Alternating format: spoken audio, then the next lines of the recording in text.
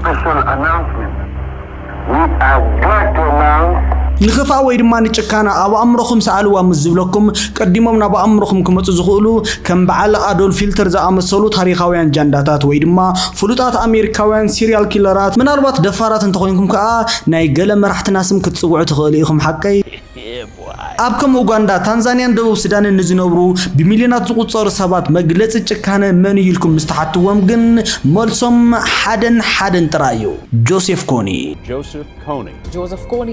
Uganda's rebel leader who became synonymous with brutal conflict. ريهم كساب حمشت مقابيت كلتش عن عسرت خلتن كاب أوغاندان غروابتي هاجرات وصائي أملا عالم بزعبوز فلت سبين برنجو أبتام عالتتي أجن كل صغير فيديو أب إنترنت يزرقه إذا كوني كلتش عن عسرت خلتن زت سيمت فيديو أو وجتش دشت معالتا تراي لعلم 100 مليون فيو بمركبون أب تاريخ إنترنت اتزقلت في فايرال فيديو خون مرحت عالم فلوتات سباتن بمليونات زغوصورو من إسيات እንደማ ዓገብ ኮኒ ስቶፕ ኮኒ እንዳበሉ ናብ ጎደናታት ክወጹ ይጀምሩ ከም በዓል ኦፕራ ዊንፍሬ ቢል ጌትስን ኪም ካርዳሽያን ዝኣመሰሉ ፍሉጣት ሰባት እውን ኩሎም ኣብ ናይ ቀደም ትዊተር ኣብ ናይ ሎሚ ኤክስ ገጾም ዓብይ ማዕበል ይፈጥሩ ግደ ሓቂ እታፍልጥ ተዋሳይት አንጀሊና ጆሊ እውን ንኮኒ ካብ ጫካ ታሊላ ንመውጻእ ናብ ቤት ማእሰርትን ምስሓብን ምስ አህጉራዊ ቤት ፍርዲ ገበነኛታት ማለት እውን አይሲሲ ንነፍሳ ከም መጻወድያ ክትጥቀመሉ ብሕቡ መደውጽያ ነይራያ እትዕላማ እውን ንጹር እዩ ነይሩ نزي ጨካን ሰብ ኣብ ትሕቲ ቁጽጽር ንምእታው ኮይኑ ግን እትዛንታ ዝሕጉስ መወዳእታ ይነበረን እቲ ናይ ተቃውሞ ቪድዮውን ኣይኮነን ዶ ንኮኒ ደው ከብሎ ብዝገደደውን ህይወትን ኣምሮን ናይቲ ቪድዮ ዝሰርሐ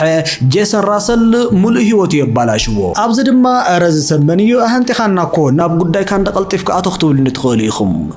ጽቦ እዚ ሰብን ጉጅልን ማለትውን ኮኒን ሰራዊት ተቃውሞ ጎይታን ማለትውን ኤልአርኤ ንኣስታት 20 ዓመታት ኣብ ኡጋንዳን ጎረባብቲ ሃገራትን ከቢድ ዕንወት ኣውሪዶም እዮም ዕንወት ክብለኩም ከለኹ ድማ ከምቲ ብዙሕ ግዜ ንሰምዑ ንሪኦ ኖርማል ዕንወት ከይመስለኩም ንዓሰርተታት ኣሽሓት ዝቁጸሩ ህፃውንቲ ጆሆ በመሓዝውን ነቶም ደቂ ተባዕትዮ ህፃናት ወታደራት ክገብርዎም እንከለው ነተን ኣዋልድ ድማ ናይ ኮኒን ብጾትን ባሮት ጾታዊ ርክብ ንኽኾና ኣገዲዶምን እዮም እተን ናይ ጾታዊ ርክብ ግድያት ዝኾና ደቂ ኣንስትዮ ዝብለኩም ዘለኹ معدمين كاب 12 عام جميرو እዩ እቶም ሓይልታቱ ዕላማኦም ካርሙ ከለው ድማ ልክዕ ከም መንፈስ እዮም ፍርቅለይቲ ኣብ ልዕሊ ዓድታት መጥቃዕቲ ይፍጽሙ ዝኾነ ኣካል ምላሽ ከይሃበ ድማ ንእለቱ ካብቲ ቦታ ይስወሩ ማሕበረሰብ ዓለም ቆላሕታ ክህበሉ ዝጀመረውን ባሻሓት ዝቁጸሩ ሰባት ምስተቆትሉ ብሚልዮናት ዝቁጸሩ ሰባት ድማ ካብ መንበሪኦም ምስተመዛበሉ እዩ ነይሩ ብድሕሪኡ ንኮኒን መሓዝን ልዕሊ 30 ዓመታት ዝቐጸለ ኮይኑ ኣሜሪካውን ንዕኡ ንምክትታል ሰራዊት ንምውፋር ዞባዊ ሓይልታት ንምስልጣን ከምኡውን ንዕኡ ንዝሓዘ ወይ ድማ ንዝቀተለ 5 ሚልዮን ዶላር ግንዖ ማለት እውን ሽልማት ንምሃብ ኣስታት 800 ሚልዮን ዶላር ወጻእታት ገይራ እያ ኮይኑ ግን ንዝሓደገኛ ሰብ ሽሕ ግዜ ዋላ እኳ ተቀረብዎ ግን ክሕዝዎ ይኽኣሉን እትሕተ ግን ዘመናዊ ሰራዊት ዘይብሉ ከምኡውን ካብ ዓባይ ሃገር ዝመጽእ ደገፍ ዘይብሉ ንጹር ወታደራዊ ማዕስከር እውን ከይሃለዎ ኣብ መላእ ዓለም ዘለዎ ኣዝዮም ሓያላት ወታደራዊ ሓይልታት ተዋጊኡ ብኸመይ ማዕረኽ እንደዚ ክጸንሕን ንመጥቃዕትታቶም ክጻወሩን ክኢሉ ዝብል እዩ ኣብ ሓደ እዋን እውን ኮኒ ኣነ ከም ዝኸማኹም ሰብዬ ኣብ ኡጋንዳ ዝቃለስ ወታደራዊ መራሒ ንናጽነት ዝቃለስ ተቃላሳይ ናጽነት እምበር ግብረ ሽበራዊ ይኹንኩን ክብል ተሰምዒ ነይሩ እዩ ኮይኑ ግን ምስ መንግስቲ ኡጋንዳ ኣብ ዝገበረው ማዕረኽ እንደይ ሰባት ከም ዝተቃትሉ ንዝፈልጥ ኣካል እዚ ሰብ ናይ ናጽነት ተቃላሳይ ኢሉ ንኽቕበሎ ይኸውዶ እዩ ኣብዚ ኮኒ ቃልሶሊ ብዛዕባ ዝብለ ናጽነት ንምርዳእ ግን ናብ ናይ መጀመርታ ዛንቱ ምምላስ ከድልየና እዩ ንዝንእሽተይ ሕልኽልኽ ዝበለን መሳጠን ዝኾነ ዛንታ ብዝግባእ ንምርዳእ ድማ ኩሉ ግዜ ከም ተዝብለኩም ነዚ ቪድዮ ላይክ ንቻናልና ድማ سبسكرايب بمقبار كسام مودات حاوركم نمصنع خدليكم يو غعزو حادقا اوغاندا اب 1962 اوغاندا كم مغزاتي بريطانيا ناصنت تركب التزب دما حدش معرف تسفا زتخفته وادا كنت مسلو جن التحقوس نوي حيصنحن التهاجرون اب حصير اوان ناب كبيد بوليتيكا وقلولاو تاعتو اب تحتتناي مجمرتا قداماي مينستر ميلتون اوبوتي زمنون امونغو دبوبون سمينن اوغاندا زنبرن عليت مكففالن بوليتيكا وطرن كاب قصصر وصاي يخون جنرال إيدي آمن دما نززي مرقاء زتتقيمو أب 1971 بعلوى منقست سلطاني حز اتي سلطانو زتحدق أوبيتي دما أب قروبيت هاقر تانزانيا عقبا خركبن كله دهر حد عمد كأكا بيشكان إيدي آمين زهادمو أستات إسراش أوغانداوين سدتنياتات أب تانزانيا يسنبروا أزوم سدتنياتات زيوم نتما أخلاي منقستي تماليسوم نمكوزار ناب أوغاندا نايكوينات ورار ولا قانتا كايدو اتفتن أمجن كي تعوت يترف إيدي آمين دما نزيناي ورار فتنة ሕነን ምፍዳይ ይጥቀመሉ ደገፍቲ ኦበቴ ብዝነበረ ዓሌታት ኣቾሊ ላንጊን ውን ስርዓታዊ ዝኾነ ናይ ዓሌት ምጽራይን ጭፍጨፋን ይጅምር ኣብ ውሽጢ ሰራዊት ዝነበሩ ኣባላት ዓሌት ኣቾሊ ውን ተፈልዮም ይርሸኑ ብከምዚ ዝቆጸሉ 8 ዓመታት ድማ ንኡጋንዳውያን ብፍላይ ድማ ንድኻታት ህዝቢ ኣቾሊ ሰሜን ኣዝዩ ዘስካሕክሕ ናይ ደም ዘመን እዩ ነይሩ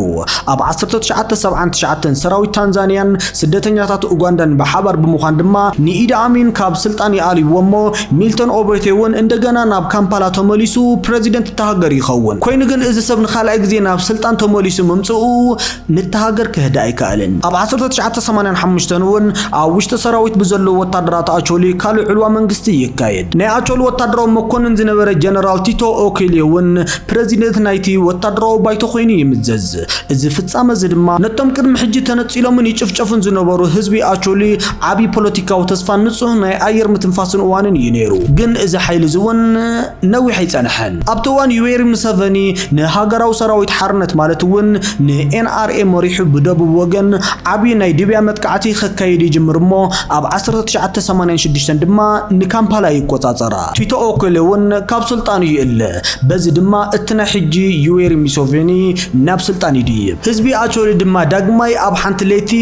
ካብ ስልጣኑ ይእለ ነዚ ታሪኽ ዝኸልዕሎ ዝመረጽኩ ድማ ናይዚ ጨካንን ኣራዊትን ዝኾነ ሰብ መሰረቱ ስለ ዝኾነ ካብ መጀመርታ ብዝግባእ ክንሪኦ ስለ ዘለና እዩ ብድሕሪኡ እቲ ናይ ሙሴቬኒ ዓወት ንናይ ደቡብ ኡጋንዳ ቀውሲ ደው ዋላ እኳ እንተበሎ ኣብ ሰሜን ግን ካልእ ዓቢ ናይ ግጭት ሓዊውላ እቶም ዝተሰዓሩ ወታደራት ኣቾሊ ሰሜን ድማ ብቂምን ብስምዒት ሕነ ምፍዳይን ተደሪኾም ገሊኦም ናብ ዓዶም ገሊኦም ከዓ ናብ ጎረቤት ሃገር ሱዳን ይሃድሙ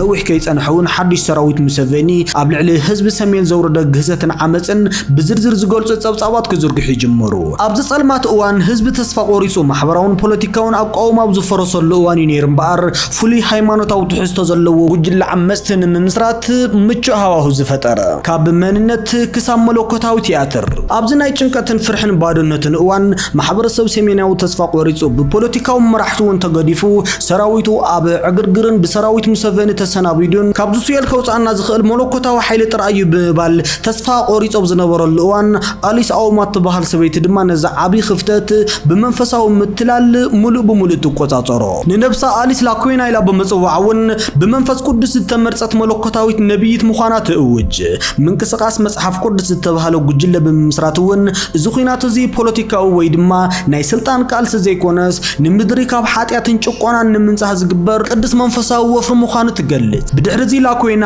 ኣብ ልዕሊ ተዋጋእታ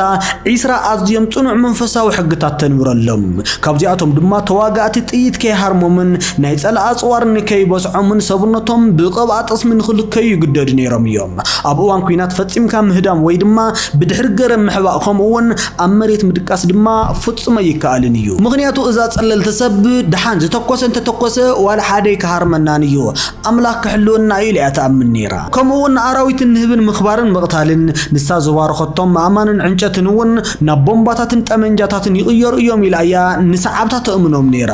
እቲ ዘገርም ድማ ናይዛ ጽልልቲ ሰበይቲ ከይኣክል እቲ ተስፋ ዝቋርጸን ብፖለቲካ ዝደፋፋእን ህዝቢ ኣቾሊ ኡጋንዳ ድማ ነዚ ጽሉል ዝኾነ ስትራቴጂ ኣሚኑ ይቕበሎ ኣብ ሓፂር እዋን እውን ልዕሊ 15000 ሰዓብቲ ተፍሪ ግደ ሓቂ ንሰራዊት ሙሴቬኒ እንዳሰዓረት እውን ክሳብ ጥቃ ርእሰ ከተማ ካምፓላ ብትብዓት በፂሓ ነይራ እያ ኮይኑ ግን ኣብ 1987 ኣብ ጥቃ ጂንጃ ዝተባሃለት ከተማ ሰራዊታ ብክቢድ ኣጽዋር መንግስቲ ብኹፉእ ተጨፍሊቑ ይድምሰስ እሞ ላኩዌናውን ተስፋ ቆሪጻ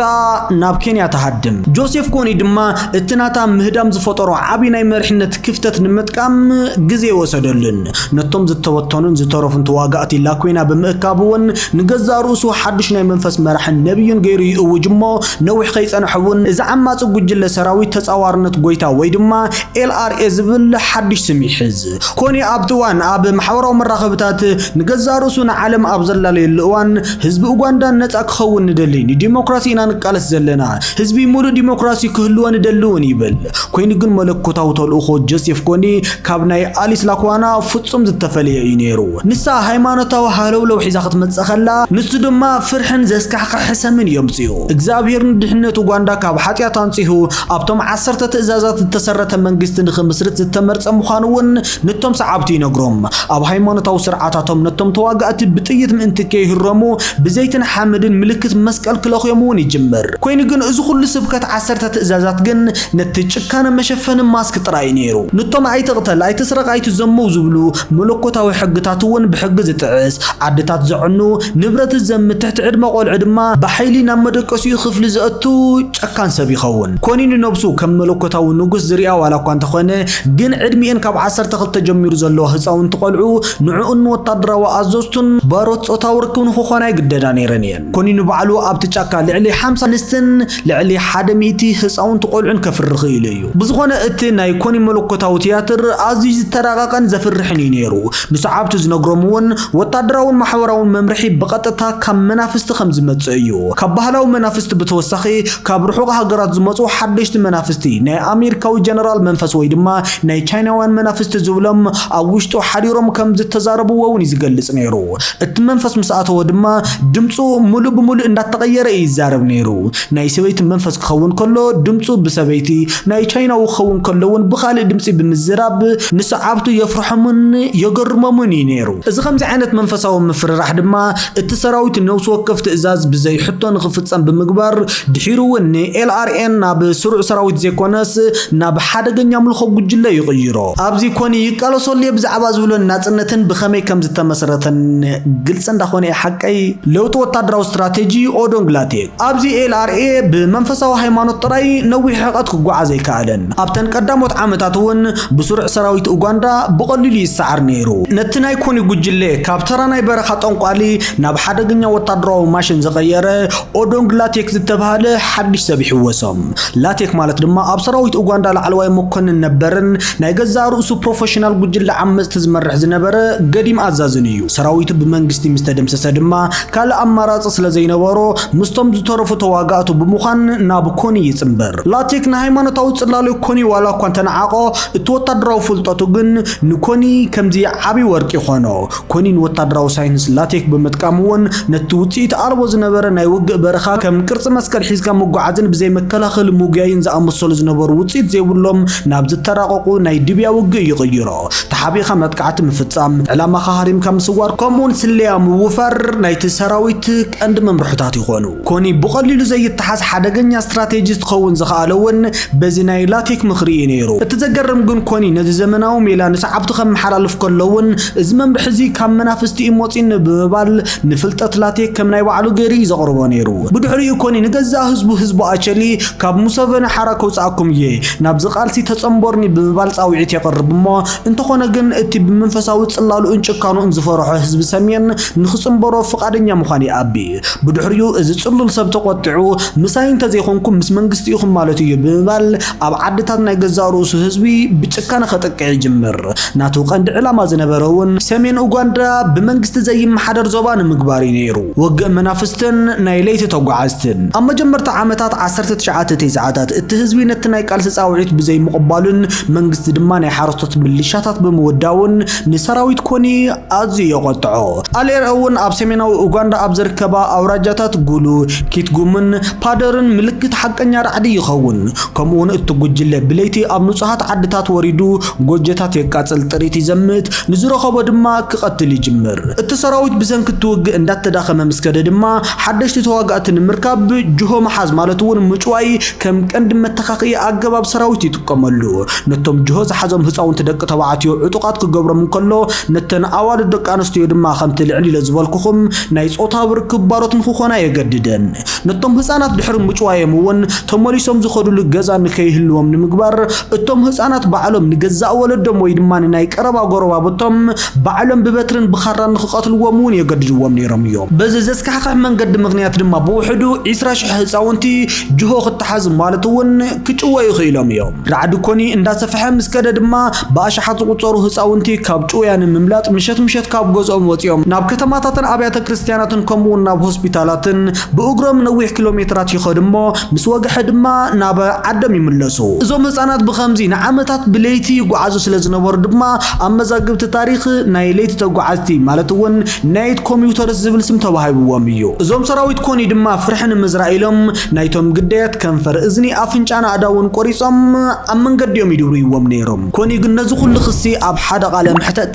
كم زخبلي زخدو happened in Uganda that is not me or that is not my people atrocity which was taking place in Uganda government حتاتي بأزو يزسك حقا قبنتي خات خصص زلخا ናይ ሰባት እዝንን ከንፈርን ክትቆርጽ ሪኢና ኣለና ከምዚ ዝገበርኩም ንስኻትኩም ዲኹም እንተብሎ ጆሴፍ ኮኒ ግን ኣይፋልን እተሐቀኛ ንሱ ኣይኮነን ንሱ ሙሶቬኒ ዝፈጠሮ ፕሮፓጋንዳ እዩ ናቱ ሰራዊት ናብ ዓዶ ቦታት እንዳኣተወ ናይ ሰባት እዝኒ ብምቁራጽ እዚ ዝገበሮ ኤልአርኤ እዩ ይዝብል ዘሎ ኣነ ናይ ገዛ ርእሲ ሓው እዝኒ ይቆርጽን እየ ንሓወይውን ኣይቀትሎን ይኽብል ይምልስ ኩሉ ኣባይታ ዝነበረ መርቱዕታት ግን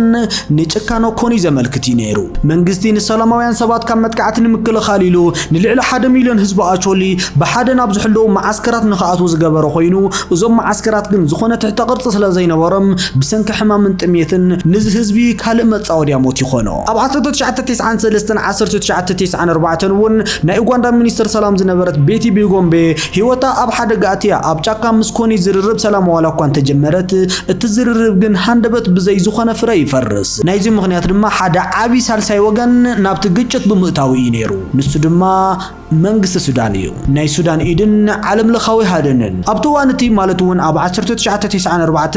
ኣብ ካርቱም ዝነበረ እስላማዊ መንግስቲ ሱዳን ፕሬዚደንት ኡጋንዳ ሙሶቬኒ ንህዝቢ ሰራዊት ሓርነት ደቡብ ሱዳን ማለት እውን SPLA ይድግፍ እዩ ብዝብል ምክንያት ኣዝዩ ተቆጥዑ ዝነበረ እንትኾን ብዚ ዝተለዓለ ድማ ኣብ ልዕሊ ሙሶቬኒ ሕነን ምፍዳይ ነታ ሃገር ንምድኻምን ብምባል ንሰራዊት ጆሴፍ ኮኒ ዘመናዊ ኣጽዋር ነታጎን ውሕስ መዕቆብን ናይ ገንዘብ ደገፍን ብወግዑ ክህቦ ይጅምር እዚ ናይ ሱዳን ደገፍ ድማ ነታን ነውሕ እዋን ኣብ ጫካ ኾለል ክትብል ዝጸንሐት ናይ ኮኒ ጉጅለ ኤልአርኤ ነዊሕ ዕድመ ይህባ ንጽዑቕ ጫካታት ደቡብ ሱዳን ኮንጎን ሪፐብሊክ ማእከላይ ኣፍሪካን እውን ንኮኒ ዘይድፈር ዕርድታት ይኾንሉ ኣብ 2002 እውን መንግስቲ ኡጋንዳ ንኮኒ ንምድምሳስ ኦፕሬሽን አይረን ፊስት ስርሒት ሓጺናዊ ምጭባጥ ዝተባሃለ ሰፊሕ ወፍሪ ዋላ እኳ እንተካየደ ኮኒ ግን ንመዕቆብ ማዓስከራት ብምጥቃዕ ዘስካሕካሕ ምላሽ ይህብ ብፍላይ ድማ ኣብቲ ናይ ባርሎኒ ማዓስከር ጭፍጨፋ ልዕሊ 300 ንጹሃት ሰባት ኣብ ሓንቲ ለይቲ ይሞቱ እዚ ኣረሚናዊ ተግባሩ ግን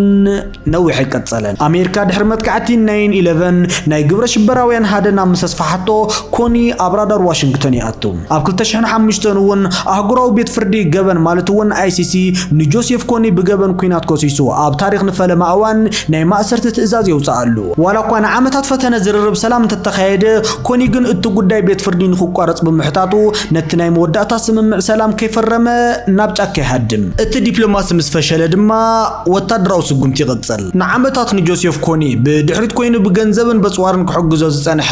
መንግስቲ ሰሜን ሱዳን ካርቱም ይለኩም ነይረ ሓቀይ ዕላምኡ እውን ነቶም ተጋደልቲ ደቡብ ሱዳን እትድግፍ ዝነበረት ኡጋንዳ ብመገዲ ኮን ኣቢሉ ስጉምቲ ብስጉምቲ ሕነን ምፍዳይ እዩ ነይሩ መንግስቲ ሱዳን ኣብቲ እዋን እታ ገና ናጽነት ኣብ ዘይኣወጀት ግዝኣት ደቡብ ሱዳን ንኮኒ ሰፊሕ ወታደራዊ ማዓስከር ይሂቦ ኮኒ ድማ ካብዚ ምሕቡይኡ እንዳተበገሰ ኣብ ሰሜን ኡጋንዳ ኣዝዩ ዘስካሕካሕ ግፍዕታት ንኽፍጽም ዋላ እኳ እንተኽእሎ ኣብ 2005 ግን ኣንፈት እቲ ታሪኽ ሙሉእ ብምሉእ ይቕየር ኣብ ሱዳን ዝነበረ ውግእ ሕድሕድ ኣብቂዑ ደቡብ ሱዳን ድማ ናይ ባዕላ ርእሰ ምምሕዳር መንግስቲ ትምስረት እቲ ሓድሽ ምምሕዳር ደቡብ ሱዳን ስልጣን ምስ ሓዘ ድማ ውድድ ሱዳን ይብቅዕ እቶም ተቓለስቲ ደቡብ ሱዳን ነታን ዓመታት ውዕለት ዝገበረትሎም ኡጋንዳ ሽርክነቶም ንምርኣይን ኣብ ግዝኣቶም ንጹሃት ዝጭፍጭፍ ዝነበረ ኮኒ ንምጥፋእ ድማ ይወሰኑ ደቡብ ሱዳን ኣብቲ እዋን እቲ ገና ሙሉእ ብምሉእ ናጻ ሃገር ዋላ እኳ እንተዘይነበረት ኣብ መወዳእታ 2008 ግን ሰራዊታን መሬታን ክፉት ብምግባር ምስ ኡጋንዳን ኮንጎን ብሓባር ብምዃን ኦፕሬሽን ላይቲንግ ስርሒት በርቅኖ ገዳ ዝተባሃለ ዓብይ ናይ ኣየርን ምድርን መጥቃዕቲ ኣብ ልዕሊ ኮኒ የካይዱ ኮኒ ንገለ ካልኢታት ምሰምለጠ ድማ ሰራዊት ኡጋንዳ ነቲ ዝገደፎ ሰብ ስርሖ ፀጉርን ማለት እውን ዊግን ውልቃዊ ንብረትን ጥራይ ይረክብ ኮኒ 2012 መወዳእታ ዝሰብን ኣብ 2012 ኮኒ 2012 እትብል ፍልጥ ዶኩመንተሪ ኣብ ኢንተርኔት ምስተዘርግሐት ድማ ሓድሽ ዓለም ለኻዊ ስምዒት ትፈጥር ግን ከዓ እታ ቪድዮ ካብ ብዙሓት ተንተንቲ ብርክት ዝበለ ነቐፌታ ይበጽሓ እቶም ነቐፍቲ እውን እቲ ቪድዮ ነቲ ናይቲ ታሪኽ ዝተሓላለኸ ፖለቲካዊ መበገሲ ዘቃልል ኮኒ እውን ሽዑ ኣዝዩ ከም ዝተዳኸመን ካብ ሃገር ክወጽእ ከሎ ውሒዳት ኣማይት ተጋደልቲ ጥራይ ከም ዝተረፍዎን ከም ዝተረጽዐን ከምኡውን እቲ ቪድዮ ኣብ ጻዕዳ መድሓኒት ትረኻ ዝተመርኮሰ መዋዓውዒ ምዃኑን ይዛረቡ እንተኾነ ግን እቲ ጎስጓስ ዘሰዓቦ ህዝባዊ ቁጣዕ መንግስቲ ኣሜሪካ ስጉምትን ክወስድ የገድዶ ብድሕሪ ዚ ኣሜሪካ ኣስታት $800 ሚልዮን ብምምዳብን ፍሉያት ኮማንዶን ሰብኣልዎ ነፈርትን ቴክኖሎጂን ሳተላይትን ብምውፋር ነተሃደን ተቀላጥፎ ኮይኑ ግን እቲ ጽዑቕ ጫካ ማእከላይ ኣፍሪካ ንኮኒ ኣብ መጻወድያን ምእታው ዘይምቹ ይኸውን ልክዕ ከም ትፍሉጥ ናይ መድረኽ ማጂክ ሃሪ ሁድኒ እውን ኩሉ ግዜ ካብ ዝተሓላለኹ መጻወድያታት ናይ ምህዳም ዘደንቕ ክእለት ነይርዎ እዩ ግን ከዓ ኣብ 2017 ኣሜሪካን ኡጋንዳን ወታደራዊ ስግኣት ኤልአርኤ ሙሉእ ብምሉእ ከም ዝጠፍአ ስለ ዝተረድኣ ነተሃድን ብወግዒ ደው ኣቢሎን እየን እቶም ላዕለዎት ኣዘዝቲ ኮኒ እውን ሓደ ብሓደ ተቐቲሎም እዮም ገሊኦም ከዓ ኢዶም ንመንግስቲ ሂቦም እዮም ኣብ 2015 እውን እትዕልልን ጨካንን ኣዛዚ LRA ዝኾነ ዶሚኒክ ኦንጊዌን ኢዱ ሂቡ ናብ ኣህጉራዊ ቤት ፍርዲ ገበን ማለት እውን ናብ ICC ተረኪቡ እዩ ናይ አንጀሊና ጆሊ መጻወድያን ናይ በዓል ቢልጌት ስምን ንጆሴፍ ኮኒ ንምህዳን ኣብ ዝተገበረ ጻዕሪ ብወታደራዊ ሓይሊ ጥራይ ዝተሓጸረ ይመስለኩም ኣብ 2017 ወግዓው ዝኾኑ ሚስጥራዊ ናይ ኢሜይላት ሰነዳት ከም ዘርእይዎን እታፍልቲ ናይ ሆሊውድ ተዋሳኢት አንጀሊና ጆሊ ንኮኒ ኣብ ትሕቲ ቁጽጽር ንምእታው ኣዝዩ ሓደገኛ መጻወድያ ዳልያ ነይራ እያ እቲ መደባ ድማ አንጀሊና ጆሊን በዓል ገዛ ብራድ ፒትን ምስቲ ናይ ዓለም ለኻዊ ቤት ፍርዲ ማለት እውን ICC ዋና ዓቃቢ ሕጊ ብምዃን ናብ ማእከላይ ኣፍሪቃ በረኻ ምንጋዓዚ ነይሩ ብድሕሪኡ ድማ ንኮኒ ቃለ መሕተት ወይ ድማ ናይ ሰላም ድራር ኢልካ ዓዲምካ ብኡ ብፍሉያት ኮማንዶታት ምጽማድ ዝብል ነይሩ አንጀሊና ጆሊ ኮኒ ኣብቲ ድራር ክርከብ ብራድ ፒት ምሳይ ክመጽእ ይኽእሉ እዩ ክትብል ኣብ ደብዳቤኣ ሓቲታ ዋላ እኳ እንተነበረት እቲ ናይ ጸጥታ ኩነታት ኣዝዩ ኣጸጋሚ ብምዃኑ ግን እቲ መደብ ከይተዓወተ ተሪፉ እዩ በቲ ካልእ ሸነኽ ድማ ነዚ ዓለም ለኻዊ ሃድን ነቲ ናይ ኮኒ 2012 ወፍሪ ንምድጋፍ ከም ቢልጌትስ ዝኣመሰሉ ናይ ኣሜሪካ ቢልዮነራትን ገበርቲ ሰናይን እውን ከይተረፉ ናይ ገንዘብን ናይ ቴክኖሎጂን ቀረብ ደገፍ ክገብሩ ጻውዒት ቀሪብሎም ዝነበረ ኮይኑ እዚ ኩነታት እዚ ድማ ናይ ጆሴፍ ኮኒ ጉዳይ ካብ ናይ በረኻ ዓመጽ ሓሊፉ ናይ ዓለም ቆላሕታት ዘሰሓበ ዓብይ ናይ ሆሊውድን ናይ ቢልዮነራትን ኣጀንዳ ከም ዝኾነ ዘርኢ እዩ ምፍራስ እታ ስድራ ቤትን ውድቀት ኮኒን ሪኹም ሎሚ እቲ ዘስካሕክሕን ደማውን ንግስነት ጆሴፍ ኮኒ ሙሉእ ብምሉእ ፈሪሱ እዩ ብውሕዳት እሙናትን ዕድመ ብዝደፍኦ ሓለውትን ጥራይ ተኸቢቡ ኣብ ደባት ማእከላይ ኣፍሪካ ሪፐብሊክን ሱዳንን ኣብ ዝርከቡ ዕርድታት በረኻታት እንዳተሓበአ እውን ህይወት እንዳመርሐ እዩ ዝርከብ ኣብዚ ሕጂ ሰዓት እውን ዝኾነ ፖለቲካዊ አጀንዳ የብሉን እዩ ህይወቱ ዝመርሕ ዘለውን ብንእሽቶ ሕርሻን ብናእሽቱ ናይ ኮንትሮባንድ ንግድን እዩ ናይ ዝጨካን መራሒ ውድቀት እቲ ናይ መወዳእታ መድረኽ ድማ ጥልመት ናይ ገዛ ርእሱ ቤተሰቡን ዘዕበዮም ቆልዑን እዮም ነይሮም እቲ ናቱ ወራሲ ዓራትን ናይ LRA ቀጻሊ መርሐን ክኸውን እዩ ተባሂሉ ብዓቢ ክብሪ ዝጽበዮ ዝነበረ ዓቢ ወዱ ዓሊ ኮኒ ካብቲ ናይ ኣቦኡ ጭካንን ተስፋ ዘይብሉ ህይወትን ብምህዳም ንኣቦኡ ኣብ በረኻ ሓዲግዎ ብምውጻእ ንመንግስቲ ኢዱ ክህብ ክኢሉ እዩ ኮኒ ሕጂ ናብ ዓለም ብከቢድ ገበን ካብ ዝድለዩ ሰባት እቲ ሓደ ኮይኑ ኣብ ዓለም ለኻዊ ቤት ፍርዲ ገበነኛታት እውን እቲ ፍርዱ እንዳቐጸለ እዩ ዘሎ ኣብ ቤት ፍርዲ በኣካል ቀሪቡ ንዝገበሮ ግፍዒ ዋላ እኳ እንተዘይተሓተተ እቲ ዝሃነጾ ዘፍርሕ ናይ ደም መንግስቲ ግን ንዘለኣለም ዓንዩ እዩ ኣብ መዛግብቲ ታሪኽ እውን ስሙ ዝለዓል ናይ ገዛ ርእሱ ህዝቢ ዝጨፍጨፈ ተባሂሉ